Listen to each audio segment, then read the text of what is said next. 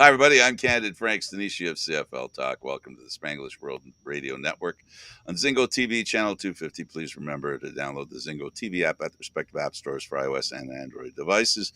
While you download the app, make sure you rate and leave a comment. Both apps are absolutely free. Zingo TV is available on Google Chromecast, Amazon Fire, Fire TV sticks, Roku sticks, and also on Smart TVs 2016 forward. And don't forget to subscribe to Candid Frank Stanisci on YouTube. And here he is, David Morassutti. We spent the week kind of together. We had a break in between. He went and did a concert. I went and, well, when you have a girlfriend, and this is guys who, this is husbands and boyfriends know this story. I called the girlfriend from the Grey Cup and I said, "How you doing?" She goes, "Fine." And she says, "So are you thinking of coming back for the birthday party and the Christmas party?" And that's not what I heard. I heard, "What time are you coming? And I hope it's real soon." It's that time of year, Christmas. So it is creeping towards us. And I mention that only because the Grey Cup, I didn't drink much, not at least most days. And I got to tell you, I feel like I have the biggest hangover in a lifetime. And I blame it mostly, I got to tell you, David, I blame it mostly on that game.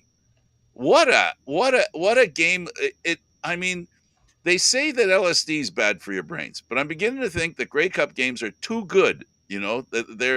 They're constantly exciting, constantly unpredictable, constantly showing off some of the greatest qualities of the players, the athletes, and of course, then to make me feel like I was like stoned, they had a great concert with Green Day. It was an incredible week. And I want to personally thank the Canadian Football League for their invitation and their hospitality throughout the week. They were awesome.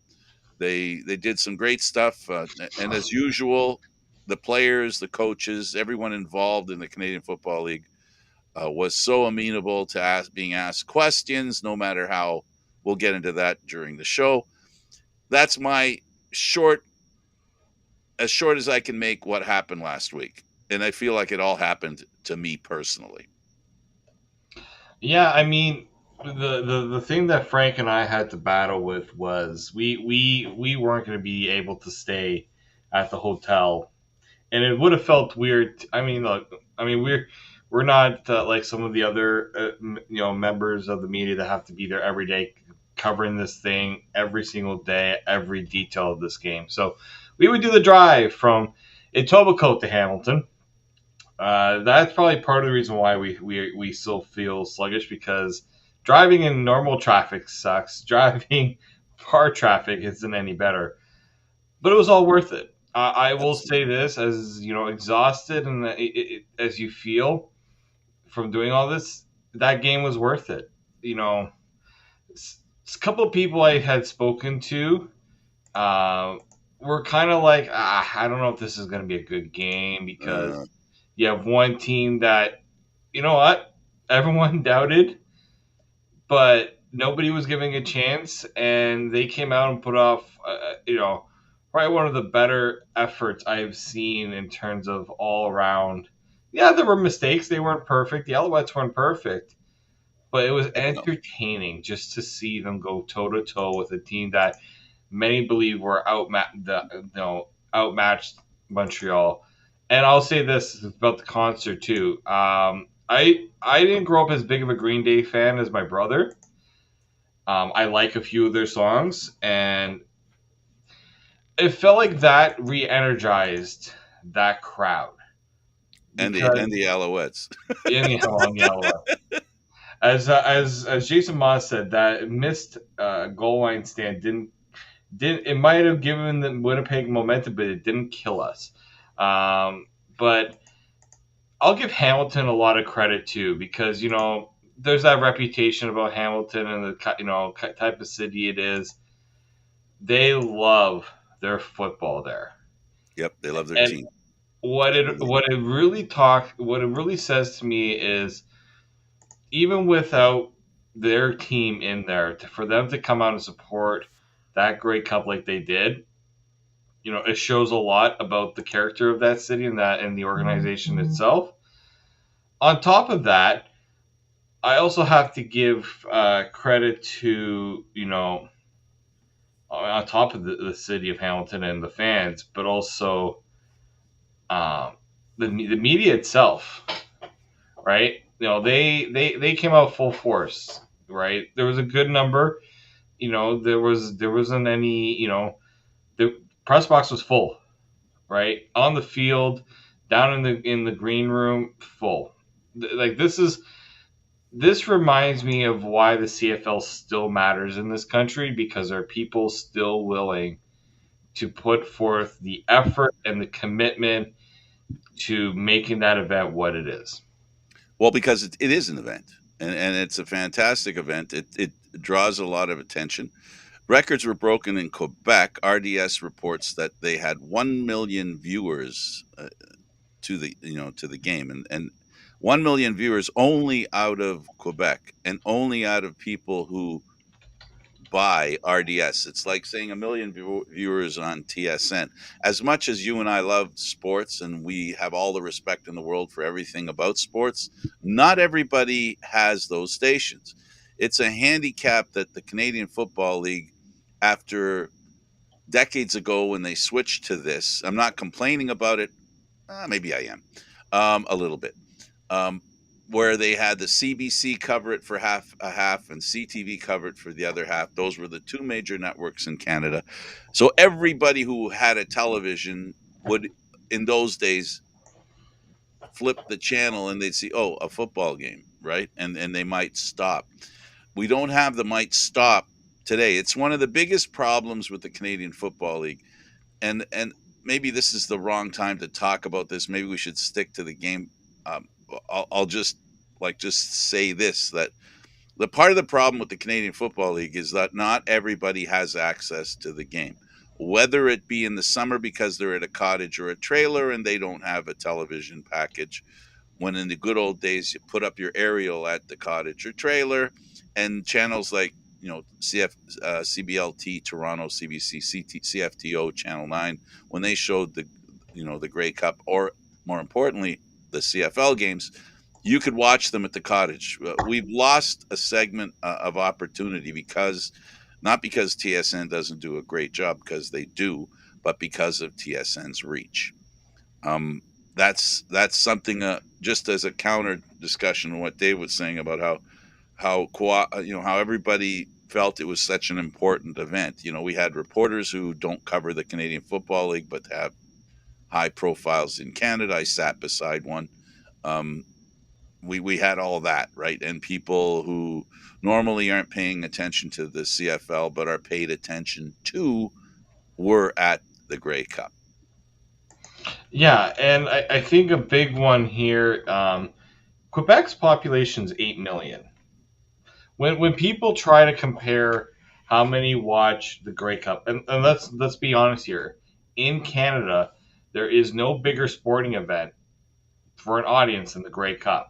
And as you said, Frank, we don't probably get all the full picture of it because we're only getting the cable numbers. I don't think we get the I don't think we get the other numbers, right? The streaming numbers. Yeah, I don't think we get the streaming numbers, right? So like that's important context there, because while TV is still popular, streaming has become way more popular in a lot of cases, right? And Right. that's And in many cases, it's not as verifiable as the numbers, because, when they do their surveys and they do stuff, they pay people to watch television, tell them what they're watching. So those numbers are captured, where streaming may not be. yeah, exactly. So that's something that has to always I always tell people, when you look at the numbers, look at what the numbers are telling you, right? Not just what the numbers are, but how the numbers are being tracked and all those things. There's a bunch of things that go into how they determine their audience and how it all works. What I'm saying, and I think David's saying it as well, is that if 100% of the population in Canada had an opportunity to watch Hmm. the Grey Cup, how many more would be watching that aren't on TSN?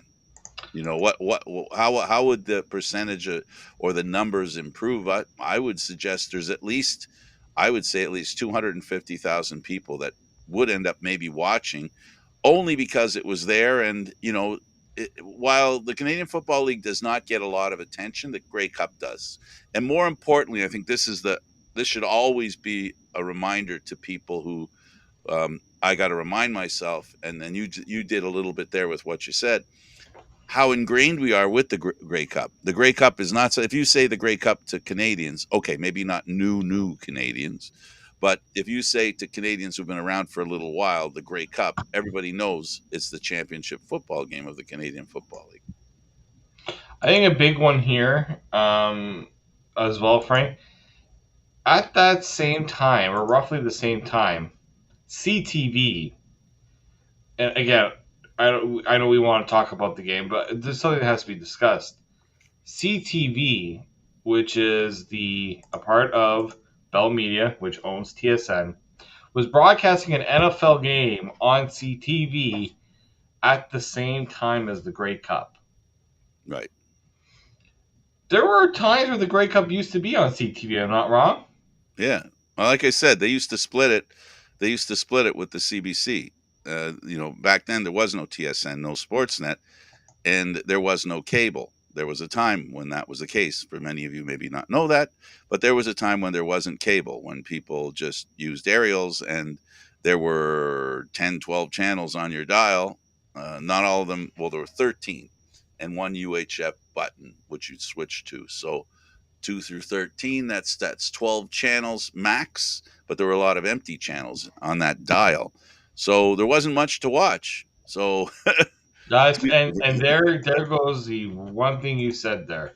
When you give people options, that's where it gets tricky, because back, if you want to look at some of the top sporting events ever watched in this country, you know, I think of the Olympic golden goal. yeah, Um, Nothing else was happening in that time in this country. That's why so many people were tuned in, right? I think the Blue Jays, when they were in the playoffs, there's a reason why that one is a big one, because usually there's nothing else really happening that people will it care was about. on the standard network, Yeah. CFTO or sports. I think back then, I think it was CTV that had it back then when the Jays won the World Series. I don't think it was Sportsnet. The one thing I will say though is, the World Cup still on TSN. I'm pretty sure. I don't think it was on any other channel, and a lot of people still tuned in. But it goes without saying that there are ways, if they really, really want to bump up those numbers, they could. But I will say it was going down the last few years, right? I think 2021 was one of the lower years in terms of the cable audience. The last few years, it's gone up. It hasn't gone back to that 4 million viewership threshold that they had back in 2017. Part of me wonders what's the biggest change within that period. And I'm not blaming the market at all, but the Winnipeg Blue Bombers have been in the Grey Cup for 4 straight years. If you had BC, if you had If you Calgary, switched it up, if you had a no, but if you even had an area of this country with a bigger population, more eyeballs on it, you're likely going to see a bigger number too. well, we just saw with because Montreal was in that, the interest that in a fairly fair sized place and a great football community. Quebec is a great football community. They carry, there's a few real solid hotbeds, and Quebec is one of them. And this victory rejuvenated, and I think created, more prospective football players in Quebec. It inspires this kind of thing. So yeah, you know what? Uh, just to underline this, because I want to make sure that people don't misunderstand. This is not a criticism of TSN. This is not a criticism of the Canadian Football League. It's accepting reality. The reality is the Canadian Football League has one hand tied behind its back because they're not on a standard channel. That's just a truth. Not everybody who would watch, like, well, let me put it this way. How many people watched the Grey Cup and were curious about the band Green Day and watched because of that more than they did about the football game?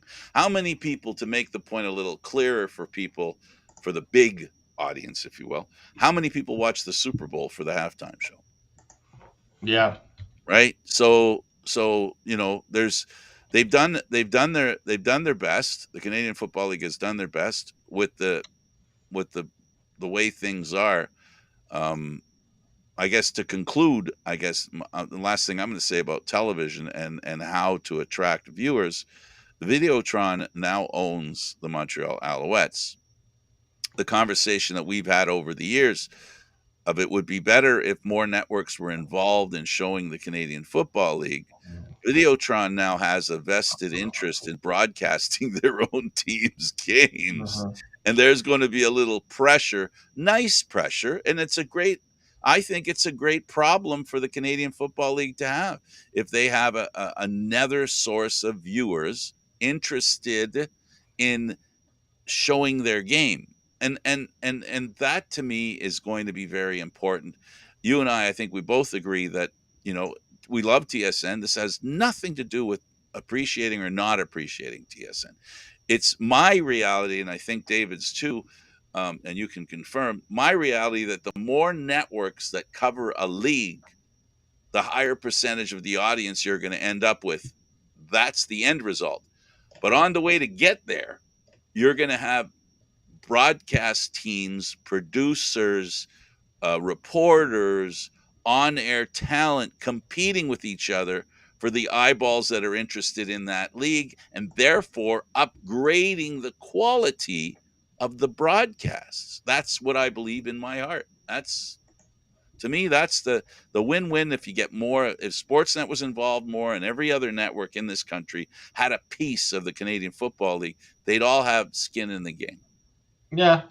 No, that's true, right?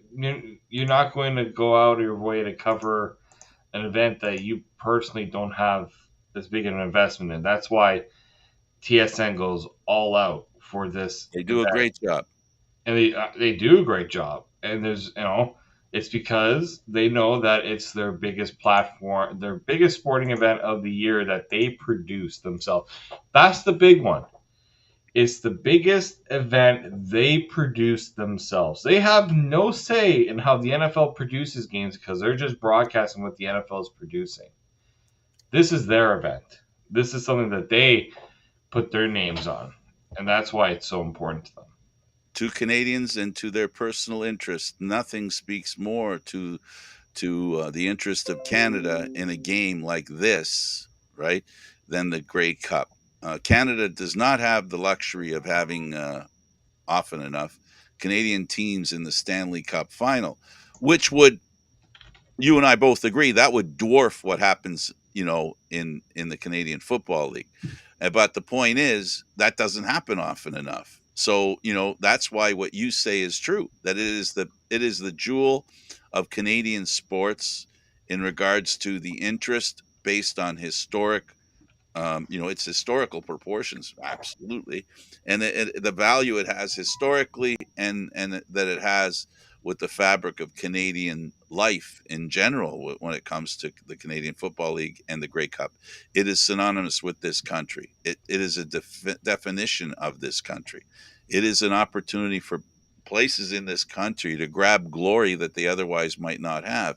And I speak to each one of the 1 million viewers from Quebec who can testify to the importance of the Grey Cup and how uplifting it is for them and their community, because their community is being recognized as the champion of the Canadian Football League. Yeah. If you want an idea here, I'm just checking right now.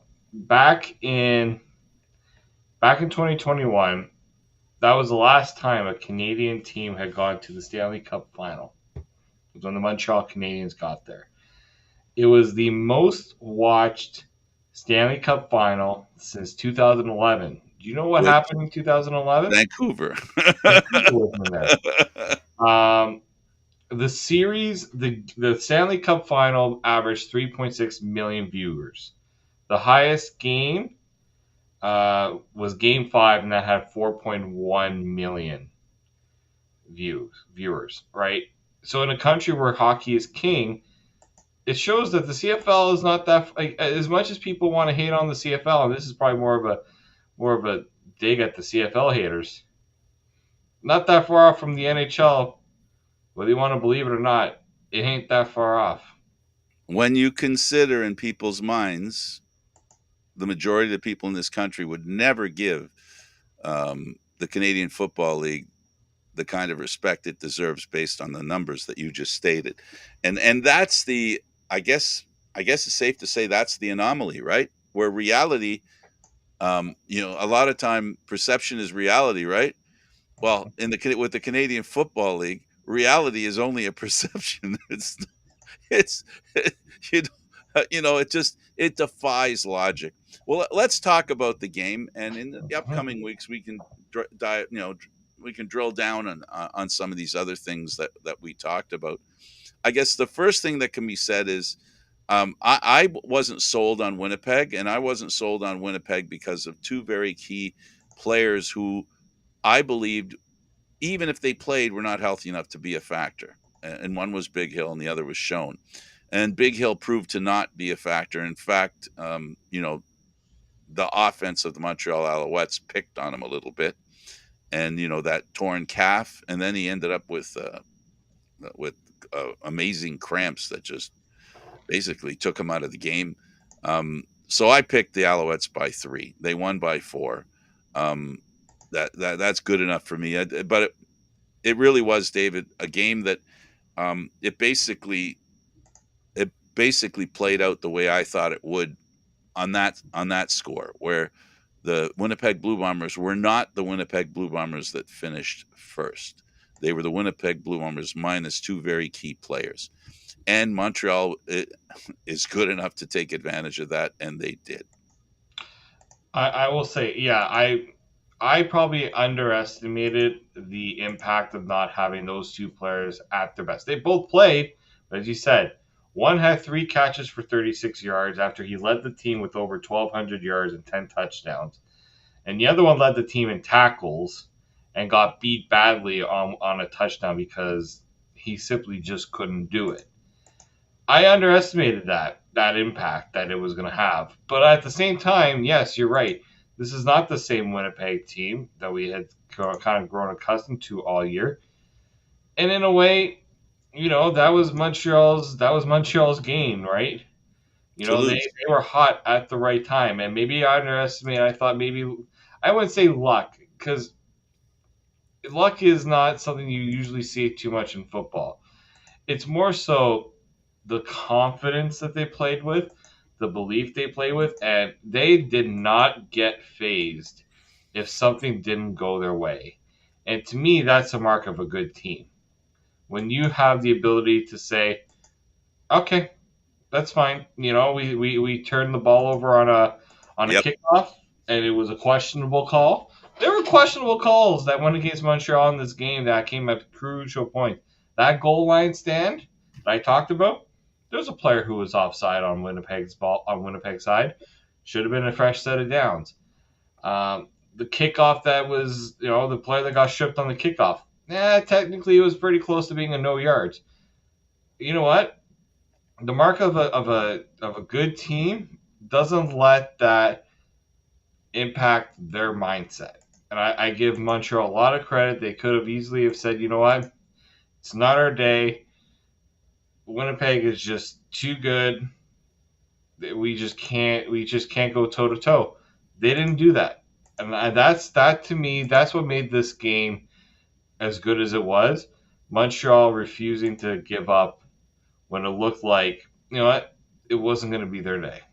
And as the coach said for Montreal, he said the good news about being stood up at the goal line was that it happened at the end of the half, and they had an extra few minutes to let that momentum die down because of the Green Day concert. It was an expanded halftime, a half hour, so it offered an opportunity for that momentum that Winnipeg had at that final moment basically withered away, and they knew that that was the case, and the coach told the team that. And then now let's go win this game in the last half hour, and the confidence that they had, that they built up, was, in my opinion, Cody Fajardo in the first half played a very careful game.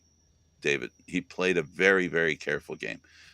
We saw, we saw him run for a long run in the game, but what we saw as the game wore on, and when, I'll call it, a need for a big play had appeared, and there was an opportunity or a need for a big play, everything Cody Fajardo did played well into the hands of his teammates and not of those of the Winnipeg Blue Bombers.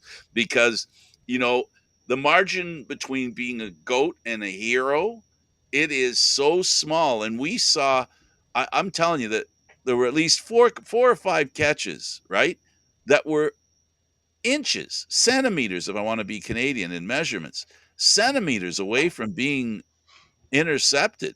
There were so many close calls there, and that's the difference. You can't take this away from Cody Fajardo. He did what he needed to do in a way that a lot of people, I as one, wasn't sure he could do it. And guess what? He did it repeatedly at the end of that game, heading towards the end of that game. That was the big one for me because I thought that defense can keep them in the game. They can give them opportunities, but the thing is, it means nothing if the offense can't take advantage of the opportunities. And guess what? They did that, right? Can't win nothing. No, Austin Mack, Fajardo. I have no issue with him winning MVP, but let's not forget Austin Mack made Yeah, so many plays. And look, he only had one touchdown. He set up more than one touchdown yeah. because he found a way to either get the ball in a throw that, Cody threw it up. Sometimes, and a lot of them were 50-50 balls. And All of them were. My gosh. like even the 3rd and 5 at the end of the game in the final, pretty much their final throw could have been their final the throw that defined their season. 3rd and 5, he threw it up and he hoped his receiver could get up and get it. And they knew they also knew they had Winnipeg on their heels. That final, they're now going to be calling that the drive. I mean, that's being labeled right now in Montreal as the drive. And in a lot of ways, it was the drive because, they had to have a lot go right for them and a lot not go right for Winnipeg for that drive to even work the way it did. It was an incredible moment for the Montreal Alouettes. They started the season, and I'll argue with Cody Fajardo, who claimed that everybody thought they were going to finish ninth. I know that on this show, we didn't think they'd be ninth. We had a couple of other choices for ninth at the beginning of the year, Yep. not them. And yes, while there was a temptation for them to believe that because he was there, he knows that the organization was in ownership flux. He knows a lot of players while he was going in. There were key players that weren't staying in Montreal. And as it turns out, Danny Machocha more than made up. I mean, I'll play a little joke with you. They had a really good receiver that left and went to Edmonton. Best receiver in the game. Went to Edmonton, right? And they didn't miss him. Also that receiver didn't take Kenny Lawler's advice and not go to Edmonton. You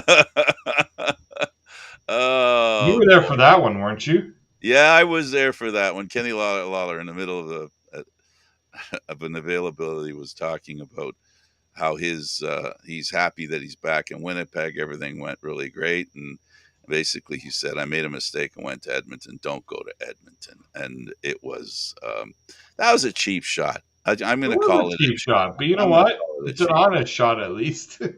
Well, it was an honest shot in regards to who he was, where he went, and why he did it. Didn't turn out to being a good reason for him. And the same is true, for that receiver in, well, Geno Lewis. yeah, great receiver. I think Danny Machocha made some decisions early when he decided, and you remember this, for those of you that don't know, Danny Machocha, before deciding who his quarterback was going to be, he felt that Harris wasn't going to be there. He watched every snap that Fajardo had in Saskatchewan. Every snap. He All watched 3 years. all of them. He watched every snap. And he said, I'm going to give this guy a 2-year contract. While the best Cody could get was from Toronto, a 1-year contract, which was on the, on the teeter totter of I might go there, I might go there. And he decided I to go might to even Montreal. retire Yeah, because nothing was guaranteed for him. absolutely. Brady Oliveira was himself, far as the running game is concerned. I have to say that, and we talked about this during our shows this year. We talked about how Stanback was rounding back into form, becoming more the guy that he was. He was 18 months or, season and a half. He wasn't the guy that we all, in 21 when he led the league in rushing. He was not that guy again until late in this season. So Montreal, it's not just about the players you have. It's about where are they on the scale of how good they can be, right? And Stanback blew the roof off this season, and in this Grey Cup. Cody Fajardo, same thing. So, and then they have all these new guys, like you talk about Austin Mack, and the interception that was thrown that was intended for him by Cody Fajardo in the first half. If he makes that catch, he gets more votes as far as the player of the game is concerned. He had a fantastic game, and I agree with you 100%. And they proved again, and if you listen or watch Grey Cup games and you watch when the teams win, we saw the same thing happen to Toronto last year. We saw the same thing happen with Winnipeg the year before that. When you have a quarterback and receivers in tune to the point where they're making really big plays, you can win the Grey Cup.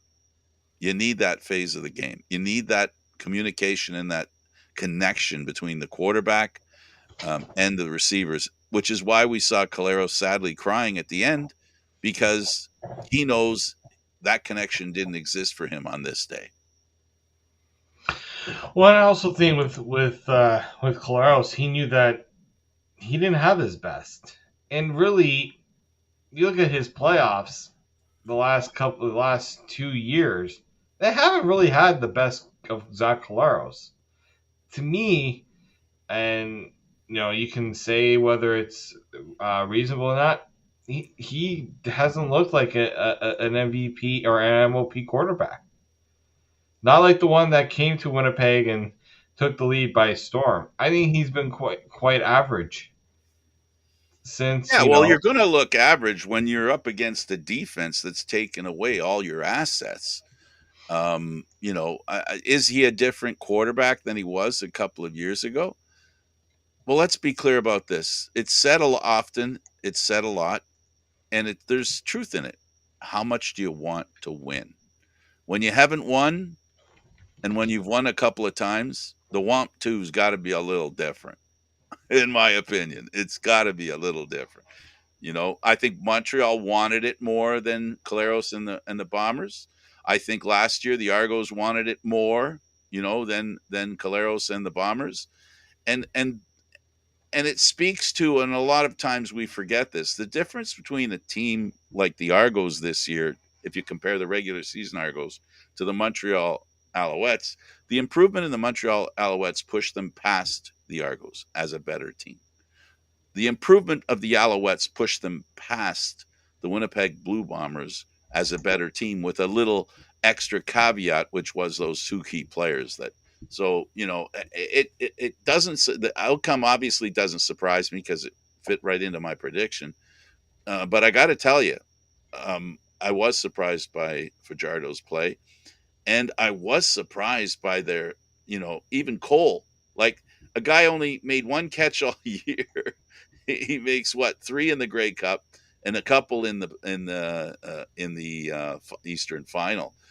This is what we get used to, folks. This is the talent in football in North America is through the roof. And it's not a question of a team being able to put together a good team. It's can they put together a good team? They're all able to. Edmonton, there's no excuse for Edmonton. There's no excuse for Saskatchewan. It isn't because they don't have the players available to them. They definitely do. Well, hell, two of the key components to winning the Grey Cup this year were both Saskatchewan Roughriders yesterday, the coach and the quarterback. Who are two more important people positioned to help be a part of a winner? No, I think you're right. I look at this game, and there's something to be said about the desire to win and to prove people wrong. You brought up that idea of people of Fajardo constantly saying people picked us to beat Yep. 8 or 9. You know what? That to me, he can say that people here will know where they rank them, but you can't underestimate how much that desire to prove people wrong and have that inner drive to prove people wrong, how dangerous that makes the team. And that's what Montreal had, right? Everyone was pretty much saying, I'll say this one too. Marc-Antoine Dequoy said in a pretty fired up interview after the game, they were already penciling down Toronto Winnipeg Grey Cup. He's not wrong. A lot of people were saying that. Well, They the were two saying that when Toronto and Winnipeg played each other in the year. Here's a Grey Cup preview. Yeah. The game still has to be played, and I think that's what Montreal showed. Here's what. Yeah, you're right. Go ahead. I'm sorry. Say all you want. The game still has to be played. The players still have to execute. Execution was another thing Montreal did very well. They seemed to be the most prepared. Nothing was going to throw them off their game. And they took advantage of the opportunities. You know, the opportunistic nature of the Montreal Alouettes is part of the reason why they won this game. And this is a stat that's not important. I'm just to highlight what I just said. The Winnipeg Blue Bombers had the ball for 37 minutes and 44 seconds. The Alouettes had it for 22 minutes and 16 seconds. The Bombers had the ball more than in their possession than the Alouettes a full quarter of the game. A quarter more. They had possession of the ball, right? And everything else, every other stat is pretty close, right? And they had even a better running game. They had 157 yards in running. The Alouettes had 100. 100 is great. There's nothing wrong with that. But here's the thing. Here's the thing that Montreal receivers do better than any other group in the league. They yards per play, they got 8.9 yards per, and the Bombers 6.8. The yak yards that Montreal gets from their receivers are over the top, and that is when I say that they take advantage of opportunities. That's how they did it. They got more from their receptions than the Bombers did. They got more in the little less time that they had to make stuff happen. And remember, they also had a march down the field and lost and gave the ball back on the 1 yard line. So they have a whole series that they had the ball that amounted to nothing. So that gives you an indication of how little Winnipeg did with the opportunities they had. And to me, that's what championship teams do. They make it happen. And Montreal made it happen. I don't care that they were 11-7 and the Argos were 16-2 and what were 14-4 or 15-3. I guess what they were 15-3 or 14-4 Winnipeg. I don't remember. But anyway, somewhere around there. You know, right. 2017. Nobody thought the Argonauts had a chance to beat the Stamps. Nobody. But guess what? There were factors that the Argos were better prepared for. They made fewer mistakes. Calgary made critical errors that you just wouldn't see them make. To me, those two games were quite similar. Oh, absolutely. But that's how the Grey Cup works a lot. It's when you consider how a favorite should be favored. How a favorite should be favored in the Canadian Football League. I'm not saying it's a curse, but it's a 50-50 shot. Just because you're the best team in the league all year along, or the best team playing in the playoffs, that team that isn't doesn't have the the luster and shine and the immediate history that you have does not guarantee you winning. That's what we saw that happened to the Toronto Argonauts, and that's what we saw that happened to the Winnipeg Blue Bombers this year, and that's what we saw to the Hamilton Tiger Cats. They could none of those three teams were capable, able, or could execute their will on the Montreal Alouettes. The Montreal Alouettes willed themselves to victory. And yes, we can talk about the press clippings and we can talk about the bulletin board stuff that they were ninth and all that. But they had a really good team with a lot of talent. And you know what we haven't mentioned yet, and I'll allow you to drill down on this. Physically, the Montreal Alouettes beat the crap out of the Argos and they beat the crap out of the Winnipeg Blue Bombers, and they did it to Hamilton too. This was a really tough team. They were physical. And in this game, man, we heard shots from up in the press box with a 3/4 inch piece of glass between us and the field. And we could hear it up in the press box, 7 floors up. There were some players who probably had a few ice packs on them going home because yeah, there's some big owies in that game. Like as good as Brady Oliveira was, oh boy, did he have to take some shots. Oh boy. Right? He had to earn all the yards he got in that game. And that's character there. That's built through the willing to go the extra mile to make that hard hit, right? And that's what it takes to win a championship. Being able to willing to do those things. Yep. And of course, Lemon and well, the two additions they made Arnold added saying, to those two additions. They put them over the top on the mean level. The mean level rose exponentially with them in the lineup. We talk about how you and I are hockey fans. How if you have a tough guy, everybody plays 2 inches taller, right? Well, in this case, with Sankey and Lemon in the lineup, everybody plays 20 pounds heavier. I mean, let's not forget. Did you expect the Montreal Alouettes to have more sacks in this game than the Blue Bombers? If I Well, let's just say I wasn't surprised, but I have to say yes. But I wasn't surprised that they did have more sacks than. I was surprised just because look at what Montreal went through against Toronto. They that was a tough game for that offensive line, and maybe you know what, maybe that's what fired them up to say, you know what, we need to do a better job of protecting Cody.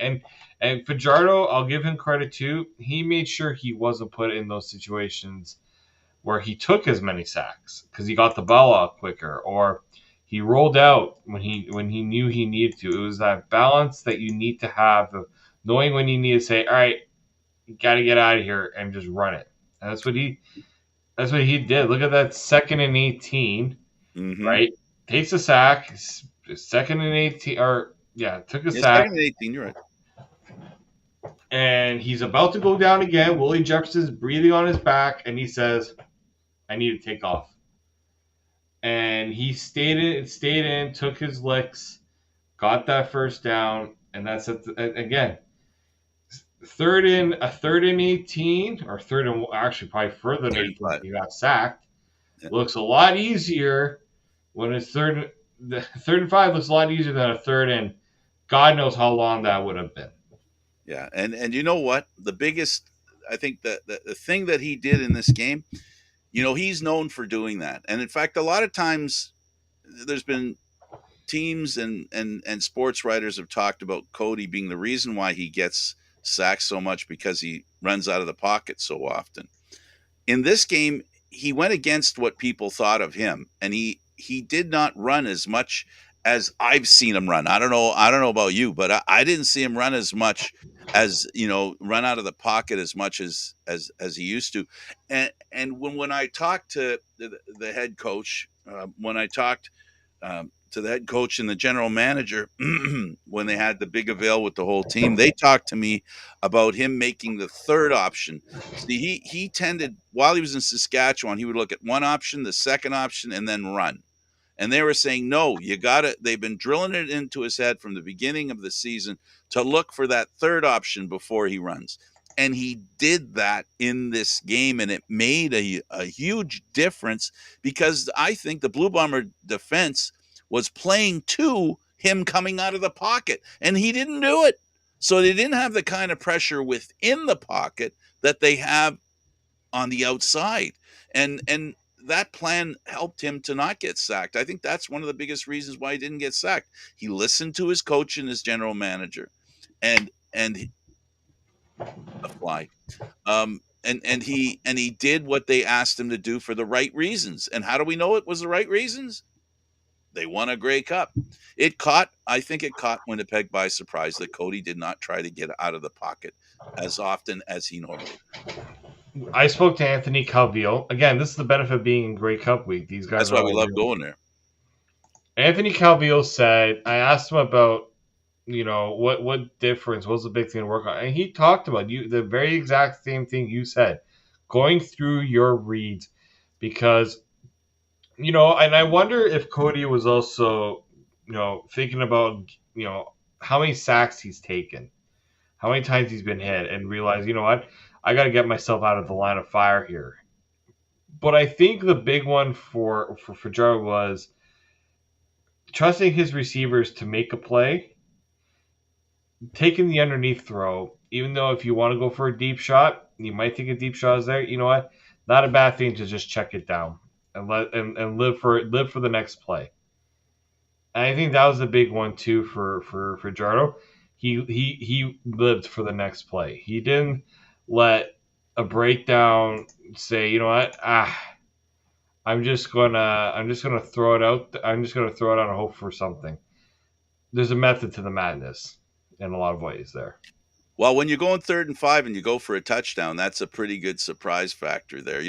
How many games have we been to, David, where we've seen that happen and maybe even said to ourselves, or in disagreement with the offensive coordinator or the coach, when they run for the last 5 yards, I love the surprise of making the pass. And everything, again, I repeat, everything that Fajardo did pretty much, except for that interception, was a great interception, and what Winnipeg did was awesome, and you expect that kind of thing.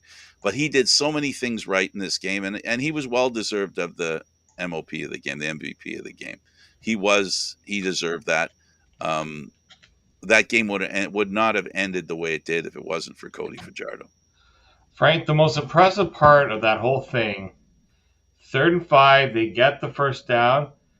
We're all thinking, this might be going to overtime. Right. Very next play. I give Montreal a lot of credit, because sometimes you get too hyped up on the adrenaline, and you mess up. But You're too careful. They said, we got them here. Let's go for the touchdown. And what Cody said, I asked him, what did you see on that play? He said they went with zero man blitz. I knew that, there was going to be an open guy. They were going to send some extra pressure to come at me. I just needed to get it off. And he said he wasn't even sure if the play was made because he got hit. And he had to wait to see what the reaction was. Absolutely. And he heard the crowd reacting that the touchdown happened. Yeah. Well, he's such a happy man right now, and he has proven over and over again in this game that he deserved that award. And even if, for those of you out there that say that you call BS on they were the 9th place team, you can call it BS. It can be BS. But what it can also be is an inspiration to your teammates. This Montreal Alouette team, my friends, was an inspired squad. They went and they expected and they demanded that they win. I'm sorry if I'm overemphasizing their will to win, but to me, that's what I learned this week. All the conversations we had with them, every time we talked to the coach, he talked about we got to work hard, we got to work hard, we got to work hard, we got to work hard, and we know what we got to do. We know what we can do. We believe in ourselves, even if nobody else does. Yeah, and that belief, my column. Go look at my column on Sportsnet.ca. Alouettes belief set the stage for a probable Grey Cup win over Blue Bombers. That was my headline. Yeah, and that was a perfect headline because that described the game completely. The halftime show, we didn't talk about it, but we'll talk about it a little bit. We got a few seconds. I just totally enjoyed it. I love Green Day. I know your brother loves Green Day. I love it. Totally redeemed for that albatross of a halftime show last year. Thank goodness Green Day was available. Great game, and we'll still talk about the game down in the next couple of weeks because there's things that are going to happen that are going to offer opportunities for teams to replicate what the Montreal Alouettes did. But for this week, we've done our best. Last comment to you, David. Can't wait for the fallout. I want to see how good of a parade Montreal's going to put on. They haven't had a Grey Cup win in 13 years. Let's see how they celebrate this one. Absolutely, and it was in Hamilton, where Hamilton fans haven't seen one this century. All right, for David, I'm Candid Frank Stanisci. He's David Morassutti. Thank you for watching CFL Talk. Airing Live Mondays at 9 p.m. This show can also be heard on the Spanglish World Radio Network. For CFL Talk, news, entertainment, and sports programming we offer, please check out SpanglishWorld.ca. Spanglish World. Watch it, hear it, read it, download it, and live it. And don't forget to subscribe to Candid Frank Stanisci on YouTube. Until next time, great season it was.